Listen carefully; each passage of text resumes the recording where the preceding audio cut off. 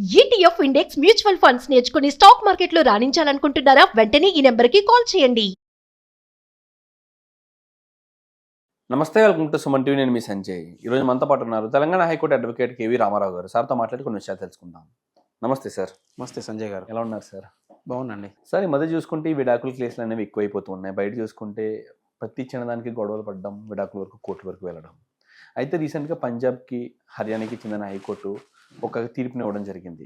86 ఏళ్ళు ఉన్న ఒక వ్యక్తి 70 ఏళ్ళలో ఉన్న భార్యకి విడాకులు ఇవ్వడం కోసం కోర్టుని ఆశ్రయించడం జరిగింది. అయితే ఇందులో భార్య బతుకున్నంత కాలం ఆమెకి మెయింటెనెన్స్ ఇవ్వాల్సిందే అని చెప్పేసి కోర్టు తేల్చి చెప్పింది. అసలు దీని వెనుకున్న ఆంతర్యం ఏంటంటారు?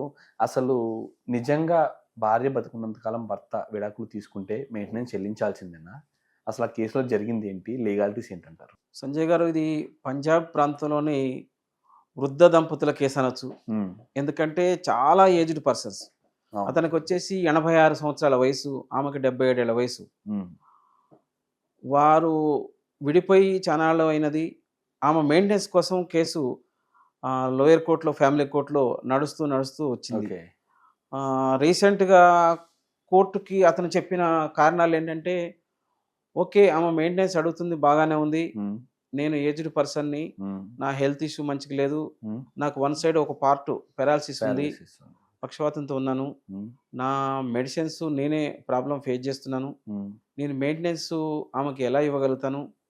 వాస్తవం ఆమె అడిగేది 2.5 ఎకరాల పొలం నాకు ఉందని చెప్తుంది, నాకు పెన్షన్ వస్తుందని చెప్తుంది.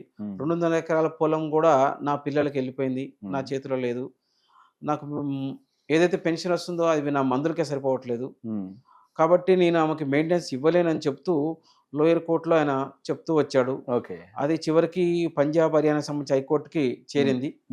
చేరినప్పుడు ఈ కేసు పూర్వపరాలను పరిశీలించిన జడ్జెస్ చెప్పిన విషయం ఏంటంటే, ఏదైతే నువ్వు పెళ్ళి చేసుకున్నావు, భర్తగా ఆమె జీవితాన్ని నడిపించాల్సిన బాధ్యత నీదే, ఆమెకు అయ్యే ఖర్చులు భరించాల్సిన బాధ్యత నీదే. అదేవిధంగా ఏదైతే ఆ లేడీ తరపున వాదించే అడ్వకేట్స్ కూడా ఏం చెప్తారంటే, మన చట్టాల ప్రకారం పెళ్లి చేసుకున్నాక భర్తదే బాధ్యత, ఆమె జీవితాన్ని నడిపించాల్సిందే, ఆమె కష్టాలు పంచుకోవాల్సిందే, ఆమెకు అయ్యే ఖర్చులు భరించాల్సిందే అని కోర్టుకు విన్నవించారు. కోర్టు సైతం కూడా ఏముంటుందంటే, మెయింటెనెన్స్ పే చేయాల్సిందే, నువ్వు ఏం చేస్తావో మాకు సంబంధం లేదు, పే చేయాల్సింది. సరే సార్, భార్య బతుకున్నంత కాలం మెయింటెనెన్స్ అనేది భర్త ఇవ్వాలంటారా? ఒకవేళ విడాకులు తీసుకున్న ఎంగేజ్డ్ భర్త అయినా సరే బతుకున్నంత కాలం భార్యకి మెయింటెనెన్స్ అనేది చెల్లించాలంటారా? సంజయ్ గారు, భార్యాభర్తలు ఏదో ఒక కారణాలతో విడిపోతారు.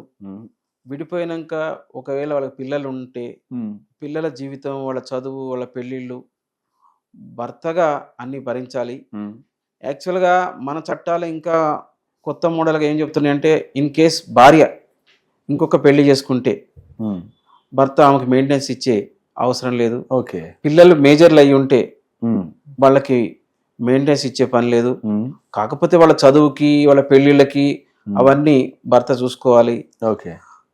కావాలంటే వాళ్ళ మధ్యలో మంచి గుడ్ రిలేషన్ లేకపోయినప్పటికీ మన యొక్క ఇండియన్ కల్చర్ ప్రకారం భార్య పిల్లలకి చూసుకునే బాధ్యత భర్తకు ఉంటుంది.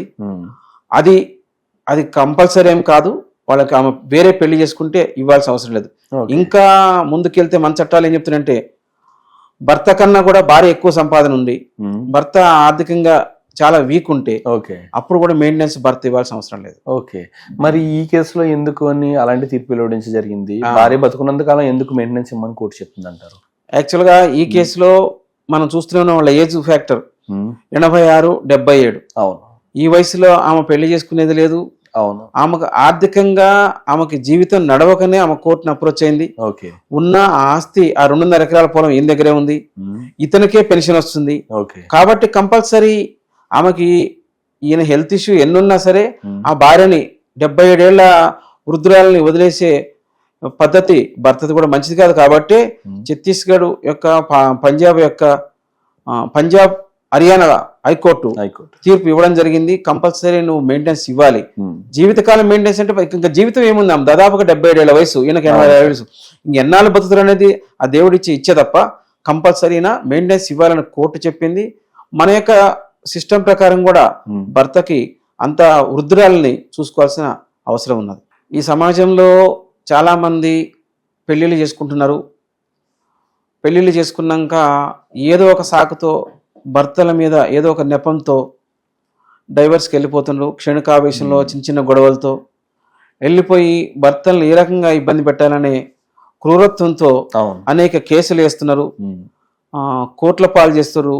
జీవితకాలం వాళ్ళ జీవితంలో సగం జీవితం కోట్లలో తిప్పుతున్నారు. చాలామంది లేడీస్కి వారు యొక్క మానసిక పరిపక్వత లేకనో లేక పెద్దలు చెప్పే అవకాశం లేకనో కోట్లల్లో వెళ్ళి వాళ్ళ జీవితాన్ని మ్రగ్గుతున్నారు. పిల్లల జీవితాన్ని ఇబ్బంది పెడుతున్నారు. ఈ మెయింటెనెన్స్ వేసేటప్పుడు కూడా లాయర్ల సలహాలో పెద్దల సలహాలో భర్తలను ఏదో రకంగా కోర్టు పాలు చేయాలా అనే ఆలోచనతో కేసులు వేస్తారు. మెయింటెనెన్స్ ఈ కింది కోర్టులలో చాలా సంవత్సరాలు నలిగిపోవడం, తొందరగా గ్రాంట్ కాకపోవడం, సరైన అవసరం ఉన్న మహిళలకి మెయింటెనెన్స్ ఇవ్వాల్సిందే. ఎందుకంటే మన ఇండియన్ కల్చర్ ప్రకారం భర్తకే భార్య పిల్లలను చూసే కల్చర్ ఉంది కాబట్టి అదే పనిగా కేసులు వేస్తూ అదే పనిగా కోట్ల పాలు చేస్తే కుటుంబాలు చిన్న భిన్నమైపోతున్నాయి. కావాలంటే మెయింటెనెన్స్కి పద్ధతి ఉంటుంది, తీసుకోవాలి, చేయాలి. కానీ కేవలం మెయింటెనెన్స్ కోసం విడాకుల కోసం వాడికి ఆస్తులు ఉన్నాయి ఏదో రకంగా ఇబ్బంది పెట్టాలనే పద్ధతులు ఇంకా తగ్గితే మంచిదేమో. లేకపోతే సమాజంలో ఈ డైవర్స్ కేసులు ఈ రకంగా పెరుగుతూ పోతున్నాయి. కొంతమంది ఏ రకంగా తయారంటే వారు ఒక సాఫ్ట్వేర్ కంపెనీలో పనిచేస్తుంటారు. వాళ్ళ శాలరీ పెద్ద హైక్ లో ఉంటుంది. కానీ ఆ డీటెయిల్స్ బయటకు రానికుండా భర్తకు ఆస్తులు ఉన్నాయి, భర్తను ఏదో రకంగా ఇబ్బంది పెట్టాలని మెయింటెనెన్స్ కేసులు వేస్తున్నారు. అవి చాలా వరకు కరెక్ట్ కాదు. ఇవన్నీ కోట్ల పాలయ్యి కుటుంబాలు ఆగం చేసుకుంటే తప్ప వచ్చి జీవితాన్ని సాధించేది ఏమీ ఉండదు. ఎగ్జాక్ట్లీ సార్ మీరు చెప్పింది కూడా కరెక్టే సార్. ఇప్పుడు చూసుకుంటే ఓన్లీ ఎలమెంట్ కోసం మెయింటెనెన్స్ కోసం పెళ్లి చేసుకున్న వ్యక్తులను కూడా కనిపిస్తున్నాయి. అండ్ అంతేకాకుండా కొన్ని సోషల్ మీడియాలో కూడా కొన్ని పోస్టర్లో కూడా చూస్తున్నాయి. ఎలమెంట్ కోసం మాత్రమే భర్తల్ని ఏరి కోరి ఆస్తులు ఉన్న వ్యక్తుల్ని ఎంచుకుని మరీ ట్రాప్ చేసి వాళ్ళని పెళ్లి చేసుకుని వాళ్ళ దగ్గర నుంచి ఎలా మనీ లాక్కుంటూ ఉన్నారు, వాళ్ళ దగ్గర నుంచి మెయింటెనెన్స్ తీసుకుంటున్నారు, జీవితాంతం గడిపేస్తున్నారు. అసలు ఇలాంటి ధోరణి మారిన కాలం ఇలాంటి కుటుంబ వ్యవస్థలు అయితే నిలబడడం అనేది చాలా కష్టం అని అనుకోవచ్చు sir. And absolutely thank you sir. Thank you very much. చాలా మంచి మాట.